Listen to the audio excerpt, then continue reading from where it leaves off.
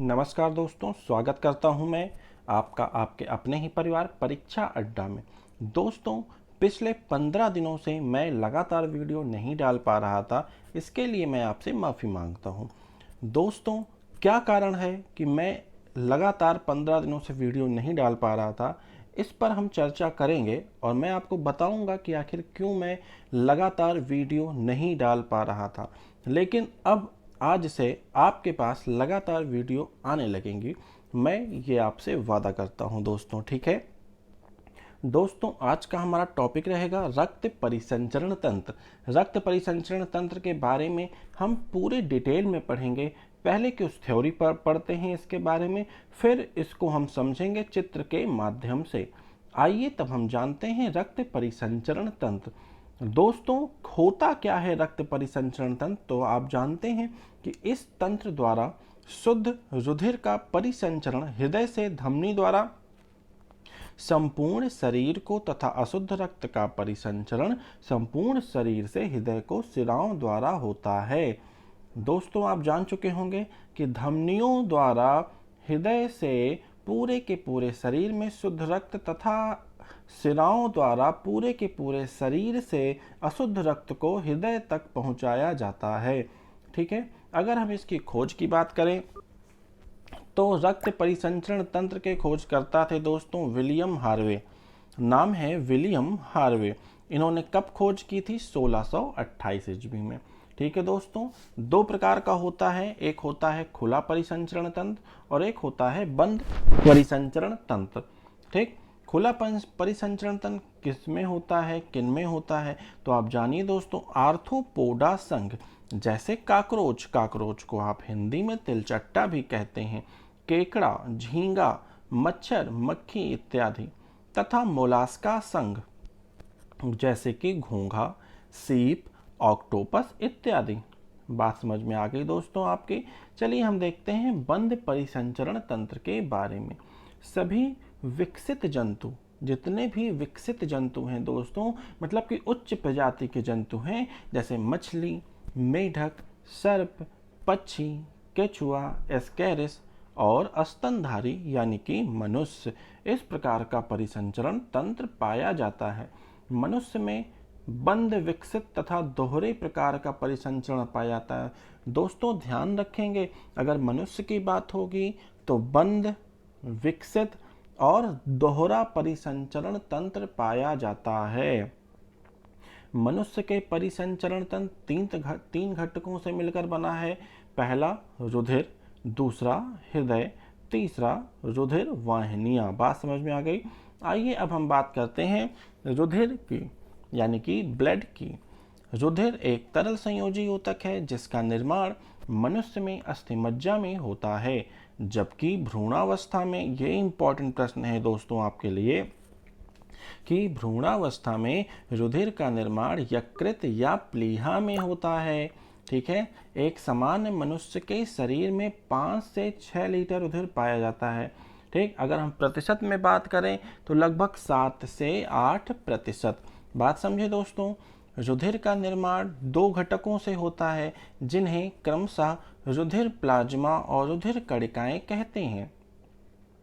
रुधिर प्लाज्मा की बात करते हैं। आइए, रुधिर प्लाज्मा का निर्माण जल, कार्बनिक और अकार्बनिक पदार्थों से होता है। रुधिर प्लाज्मा में जल 90 से 92% तक पाया जाता है, जबकि कार्बनिक पदार्थ के रूप में सर्वाधिक मात्रा में प्रोटीन पाया जाता है। अगर आपसे पूछा जाए कि रुधिर प्लाज्मा में कार्बनिक पदार्थ के रूप में सर्वाधिक मात्रा में क्या पाया जाता है, तो आंसर आप लगाएंगे प्रोटीन। ठीक, आइए हम जानते हैं रुधिर कणिकाओं के बारे में। रुधिर कणिकाएं संपूर्ण रुधिर का 40 से 45% भाग होती हैं, जो कार्य एवं संरचना के आधार पर 3 प्रकार की होती हैं, जिन्हें क्रमशः आरबीसी, डब्ल्यूबीसी एवं ब्लड प्लेटलेट्स कहा जाता है। बात समझे दोस्तों? आइए हम जानते हैं आरबीसी यानी कि रेड ब्लड कॉर्पल्स के बारे में, या फिर लाल रुधिर कणिकाओं के बारे में। आरबीसी को एरिथ्रोसाइट भी कहा जाता है। मोस्ट इंपॉर्टेंट पॉइंट है, एरिथ्रोसाइट के नाम से किसे जानते हैं? आपका आंसर होगा आरबीसी को। आरबीसी का निर्माण अगर भ्रूणावस्था में पूछा जाए तो यकृत एवं प्लीहा में, आरबीसी संरचना में कैसा होता है? एक अंडे के आकार का होता है। इसका जीवन काल लगभग 4 महीने या फिर 120 दिन का होता है। संसार के समस्त स्तनधारी प्राणियों में केंद्रक नहीं पाया जाता है, परंतु 2 स्तनधारी ऐसे हैं जो अपवाद हैं, ऊंट और लामा। ये आपको याद करना है। संसार के सभी स्तनधारियों में केंद्रक नहीं पाया जाता है, लेकिन ऊंट और लामा में केंद्रक मिलता है। बात समझे? मतलब इनके आरबीसी में केंद्रक पाया जाता है। नेक्स्ट पॉइंट देखिए, आरबीसी का रंग लाल या रुधिर का रंग लाल हीमोग्लोबिन के कारण होता है। दोस्तों, अगर पूछा जाए आरबीसी या फिर रक्त का रंग लाल क्यों होता है, तो दोस्तों हीमोग्लोबिन के कारण होता है। हीमोग्लोबिन के केंद्र में आयरन पाया जाता है। बात समझे आप? ऊंट एक ऐसा स्तनधारी है जिसका आरबीसी सबसे बड़ा होता है आकार में। हिरन का आरबीसी सबसे छोटा होता है आकार में। दोनों बातें ध्यान रखनी है। आरबीसी बड़ा किसका? ऊंट का। छोटा किसका? हिरन का। ठीक है। यदि किसी व्यक्ति को कुछ दिनों के लिए अंतरिक्ष या माउंट एवरेस्ट पर छोड़ दें तो आरबीसी की संख्या और आकार दोनों ही बढ़ जाएंगे। याद रखिएगा दोस्तों, अगर अंतरिक्ष में या फिर माउंट एवरेस्ट की चोटी पर या फिर 8000 फीट की ऊंचाई पर छोड़ दिया जाए तो मनुष्य की आरबीसी की संख्या और आकार दोनों बढ़ जाएंगे। आरबीसी की संख्या लगभग कितनी होती है? तो दोस्तों 5 से 5.5 लाख प्रति घन मिलीमीटर। आप ध्यान रखेंगे, 5 से 5.5 लाख प्रति घन मिलीमीटर। आरबीसी का मुख्य कार्य क्या है? ऑक्सीजन का परिवहन। दोस्तों ध्यान रहेगा आपको। चलिए डब्ल्यूबीसी की बात करते हैं। डब्ल्यूबीसी को ल्यूकोसाइट भी कहा जाता है। डब्ल्यूबीसी का निर्माण मनुष्य के शरीर में श्वेत अस्थि मज्जा में होता है। डब्ल्यूबीसी का जीवन काल मात्र 8 से 10 दिनों का होता है। डब्ल्यूबीसी की संख्या मनुष्य के शरीर में लगभग 5000 से 9000 प्रति घन मिलीमीटर होती है। अगर हम आरबीसी और डब्ल्यूबीसी का अनुपात पूछें आपसे तो 600:1, 600:1 होता है। डब्ल्यूबीसी आकार में अमीबा के आकार की होती है, अर्थात इनका कोई निश्चित आकार नहीं होता है। डब्ल्यूबीसी का कार्य हानिकारक जीवाणुओं से शरीर की सुरक्षा करना होता है। आकार में सबसे बड़ी डब्ल्यूबीसी कौन सी होती है? तो आप कहेंगे मोनोसाइट्स। मोस्ट इंपॉर्टेंट क्वेश्चन है। मोनोसाइट सबसे बड़ी डब्ल्यूबीसी है, जबकि लिम्फोसाइट सबसे छोटी डब्ल्यूबीसी है।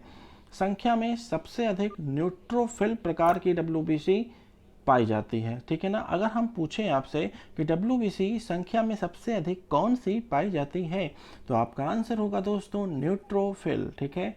नेक्स्ट हेडिंग डालेंगे आप ब्लड प्लेटलेट्स। दोस्तों ये आपके लिए मैं एक नोट्स लाया हूँ पूरी तरह से। आप अपने नोट्स को बनाइए, अच्छे से मेंटेन करिए। अभी हम इसको सचित्र वर्णन भी इसका देखेंगे।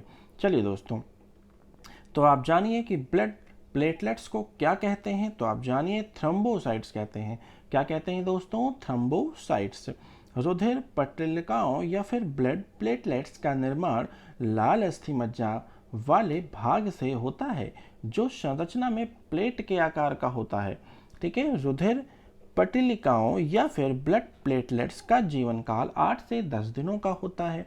ठीक है। रुधिर का थक्का बनाने में सहायता करते हैं। ये बात समझ में आ रही है? इनकी संख्या मनुष्य के शरीर में लगभग 3 से 5 लाख प्रति घन मिलीमीटर होती है। डेंगू जैसी विषाणु जनित बीमारी, डेंगू कैसी बीमारी है? विषाणु जनित बीमारी है। इससे क्या होता है? तो आप कहेंगे शरीर में प्लेटलेट्स की संख्या कम होने लगती है। और नॉर्मल होती कितनी है प्लेटलेट्स? 3 से 5 लाख। ठीक है ना। और जानिए दोस्तों डेंगू करता क्या है? तो यह प्लेटलेट्स को खाता है। प्लेटलेट्स को खाता है। दोस्तों ये रहे आपके नोट्स। अब हम बात करते हैं इसके सचित्र वर्णन की, यानी कि रक्त परिसंचरण तंत्र को अब हम समझेंगे चित्र सहित। चलिए दोस्तों, अब हम बात करेंगे रक्त के संगठन की। दोस्तों रक्त क्या है? रक्त एक संयोजी ऊतक है और वयस्क मानव में 5 से 6 लीटर। आप जानते हैं इसका पीएच मान 7.4 होता है दोस्तों। पीएच मान क्या होता है? 7.4 होता है। बात समझ में आ रही है? ठीक है दोस्तों, 7.4 होता है इसका पीएच मान। दोस्तों एक बात आप ध्यान रखेंगे कि अगर आपको याद नहीं होता है तो आप याद करेंगे एक ट्रिक के माध्यम से। सच्चा सच्चा याद रखेंगे आप, ठीक है ना। सच्चा आशिक, वो सच्चा आशिक है, उसने अपने हाथों को काट लिया। उसकी प्रेमिका छोड़ के चली गई तो उसने अपने हाथों की नस क्या करी? काट ली। तो आशिक कैसा हुआ? सच्चा हुआ भाई, सच्चा हुआ। आंख से आंसू निकल रहे हैं, रो रहा है प्रेमी, हाथ से खून निकल रहा है, तो खून भी सच्चा हो गया और आंसू भी सच्चे हो गए। तो सच्चा आंसू और सच्चा खून, मतलब अगर पीएच मान पूछे आंसू का तो सच्चा 7.4, रक्त का 7.4। ठीक है दोस्तों, उम्मीद करता हूँ आपको समझ में आ गया होगा। रक्त प्लाज्मा और रक्त कोशिकाओं से मिलकर बना होता है, आप जानते हैं ये बात। ठीक है, देखिए लाल डार्क बिल्कुल से आप। अब हम बात करते हैं दोस्तों प्लाज्मा की, और फिर से समझेंगे हम प्लाज्मा के कुछ महत्वपूर्ण पॉइंट्स के बारे में। प्लाज्मा हमारी बॉडी में 55% होता है। कितना होता है? 55%। प्लाज्मा पानी और अन्य पदार्थ का मिश्रण होता है। पानी प्लाज्मा में 90% होता है और बाकी जो अन्य पदार्थ हैं वह 10% होते हैं। ये अन्य पदार्थ प्रोटीन, यूरिया, फास्फेट, बाइकार्बोनेट होते हैं। बात समझे दोस्तों? आइए हम जानते हैं कुछ फैक्ट के बारे में। मोस्ट इंपॉर्टेंट फैक्ट है दोस्तों, आप देखेंगे प्लाज्मा में फाइब्रोनोजन प्रोटीन पाया जाता है। अब कौन सा प्रोटीन जो प्लाज्मा में होता है जो रक्त का थक्का बनाने में मदद करता है, ये इंपॉर्टेंट क्वेश्चन है। तो आपका आंसर क्या होगा? Fibrinogen, fibrinogen. ठीक है दोस्तों, और क्या करता है? ताप को नियंत्रित करता है, और क्या करता है? घाव भरने में काम करता है। इतनी बातें क्लियर हो गई। चलिए हम देखते हैं रक्त कोशिकाओं के बारे में। ठीक है दोस्तों, रक्त कोशिकाएं आरबीसी और डब्ल्यूबीसी और प्लेटलेट्स 3 भाग होते हैं, आप जानते हैं। रक्त कोशिकाओं में आरबीसी सबसे ज़्यादा होती है, फिर प्लेटलेट्स, फिर डब्ल्यूबीसी। ठीक है ना दोस्तों, चलिए हम ब्लड को अब बांटेंगे एक चार्ट में। ठीक है दोस्तों, मैं उम्मीद करूंगा आपको चार्ट समझ में आएगा और चार्ट को आप बना जरूर लीजिएगा। ठीक है ना, देखिए रक्त 55% प्लाज्मा, 45% रक्त कोशिकाएं। ठीक है ना, प्लाज्मा में ध्यान दीजिए 90% पानी और अन्य कितने हो गया, यानी कि अकार्बनिक या कार्बनिक पदार्थ 10% हो गए। ठीक है, रक्त कोशिकाओं की बात करें 45%, इनको बांटें आरबीसी, डब्ल्यूबीसी, प्लेटलेट्स। और देखिए यहाँ पे मैंने आपके लिए दे रखा है RBC greater than platelets greater than WBC, मतलब आरबीसी सबसे ज़्यादा, फिर प्लेटलेट्स, फिर डब्ल्यूबीसी। बात समझ में आ गई होगी दोस्तों आपके। आइए अब हम देखते हैं आरबीसी यानी कि लाल रक्त कणिकाओं के बारे में।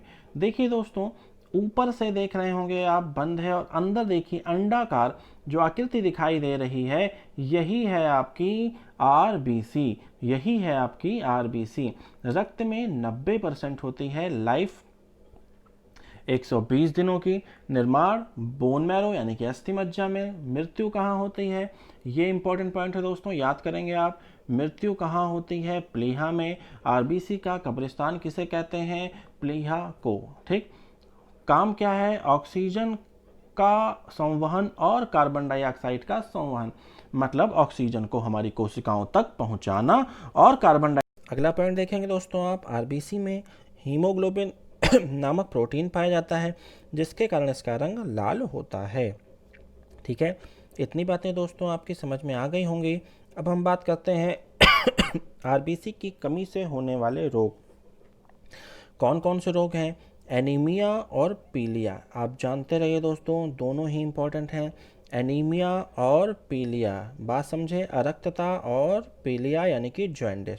ठीक, बात करेंगे दोस्तों डब्ल्यूबीसी की। दोस्तों ये जो आकृति आप देख रहे हैं रक्त में, ये इस तरह की आकृति, ये क्या है? ये श्वेत रुधिर कणिकाएं हैं, यानी कि डब्ल्यूबीसी है। ठीक है ना, सबसे कम होती है। जिंदगी कितनी है? 3 से 4 दिन यहाँ लिखा हुआ है, मैं इसको सुधारना चाहूँगा। लगभग 6 से 8 दिन कर लीजिए आप। ठीक है, 8 दिन कर लीजिए, और कहीं कहीं पे आपको 8 से 10 दिन भी मिल जाएगा। ठीक है दोस्तों, आकार में सबसे बड़ी होती है। निर्माण कहाँ होता है? बोन मैरो में। बात समझे? मृत्यु कहाँ होती है? ये इंपॉर्टेंट प्रश्न है दोस्तों। कभी कभी डब्ल्यूबीसी की मृत्यु पूछता है और बच्चे लगा के चले आते हैं प्लीहा, लेकिन नहीं होगा प्लीहा। क्या होगा? रक्त में। ठीक है ना। वर्क क्या है इसका? प्रतिरोधक क्षमता बढ़ाना, रोगाणुओं से रक्षा करना, घाव भरने का काम करता है। डब्ल्यूबीसी दोस्तों 3 टाइप के होते हैं। यहाँ पे 2 टाइप दे रखा है, लेकिन होते हैं 3 टाइप के दोस्तों। ठीक है ना। Lymphocyte, monocyte, leukocyte. ठीक, ये होते हैं 3 टाइप। अगर हम इसको 2 टाइप में बांट ही रहे हैं तो आप कणाकार और अकणाकार में बांट लीजिए। कणाकार और अकणाकार आप इस तरह से बांटेंगे, तब आप कह सकते हैं कि 2 टाइप के, नहीं तो लगभग 5 टाइप के होते हैं। ठीक है ना। लिम्फोसाइट और मोनोसाइट। लिम्फोसाइट की बात करें अगर, तो लिम्फोसाइट श्वेत रक्त कणिकाएं हैं जो बीमारियों से बचाती हैं। मोनोसाइट घाव भरने में काम करती हैं। ठीक, डब्ल्यूबीसी की कमी से होने वाले रोग। अब देखते हैं दोस्तों मोस्ट इंपॉर्टेंट पॉइंट, डब्ल्यूबीसी की कमी से होने वाले रोग। सबसे घातक रोग तो आपके सामने है, एड्स। ठीक, एड्स। अगर एड्स का वायरस शरीर में प्रवेश करता है तो यह किस पर असर करता है? डब्ल्यूबीसी को मारता है। डब्ल्यूबीसी को मारता है, जिससे कि शरीर की रोग प्रतिरोधक क्षमता घट जाती है। और ब्लड कैंसर। और क्या हो सकता है? Blood cancer. अगर डब्ल्यूबीसी की मात्रा कम हो जाती है तो उसे कहते क्या हैं दोस्तों? तो आप कहेंगे ल्यूकोपिया, ल्यूकोपिनिया। ध्यान दीजिए, मोस्ट इम्पॉर्टेंट है ल्यूकोपिनिया। ये आप याद कर लीजिएगा, बहुत ज़्यादा इम्पॉर्टेंट है। डब्ल्यूबीसी की मात्रा कम हो रही है तो उसे ल्यूकोपिनिया कहते हैं। डब्ल्यूबीसी की मात्रा बढ़ रही है तो ल्यूकेमिया कहते हैं। विटामिन ए रक्त में डब्ल्यूबीसी को बढ़ाता है। याद रखेंगे आप कि विटामिन ए क्या करता है? डब्ल्यूबीसी को बढ़ाता है। आइए हम बात करते हैं प्लेटलेट्स की दोस्तों। ठीक है, आप देख रहे हैं प्लेटलेट्स का आकार कुछ आपको तस्तरी नुमा, कुछ स्टार नुमा दिख रहा है। रक्त में संख्या 4.5 लाख से 6 लाख तक होती है। कहीं कहीं पे आपको 5 से 5.5 लाख भी मिलेगा, वो भी गलत नहीं है। ठीक है। कार्य क्या है? शरीर में कट जाने पर या रक्त का बहाव होने पर रक्त के बहाव को रोकता है।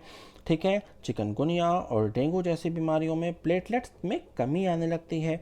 डेंगू किस मच्छर के काटने से होता है दोस्तों? बताइए दोस्तों, इंपॉर्टेंट है। एडिज इजिप्टी मच्छर, आप इसको भी ध्यान रखेंगे। मानव शरीर में खून हिपेरिन की उपस्थिति के कारण जमता नहीं है। ठीक है, मानव शरीर में खून हिपेरिन की उपस्थिति के कारण जमता नहीं है।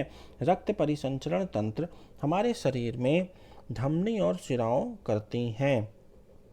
कौन करता है इस कार्य को, इस तंत्र को, परिसंचरण तंत्र को? तो धमनी और शिराएं करती हैं। आप देख रहे हैं दोस्तों। ठीक है ना। आप चित्र में पूरा देख सकते हैं कि धमनी और शिराएं किस तरह से आपको दिखाई दे रही हैं। चलिए आगे बढ़ते हैं। धमनी ऑक्सीजन युक्त शुद्ध खून ले जाती हैं लंग्स से हार्ट तक, लंग्स फेफड़ों से हृदय तक। धमनी ऑक्सीजन युक्त शुद्ध रक्त ले जाती है फेफड़ों से हृदय तक। अपवाद क्या है? पल्मोनरी धमनी। अपवाद क्या है? पल्मोनरी धमनी अशुद्ध रक्त ले जाती है दोस्तों। अपवाद आप देखेंगे कि पल्मोनरी धमनी अशुद्ध रक्त ले जाती है ऑर्गन से लंग्स तक। ठीक है ना, ये आप अपवाद ध्यान रखेंगे। शिराएं क्या करती हैं? अशुद्ध खून ले जाती हैं हमारी कोशिकाओं से फेफड़ों तक, ऑर्गन से लंग्स तक। ठीक है ना। अपवाद क्या है? पल्मोनरी शिरा शुद्ध रक्त ले जाती है लंग से हार्ट तक। ठीक है दोस्तों, तो ये थी आपकी क्लास आज की रक्त परिसंचरण तंत्र की। उम्मीद करता हूँ कि आपको क्लास आज की पसंद आई होगी दोस्तों।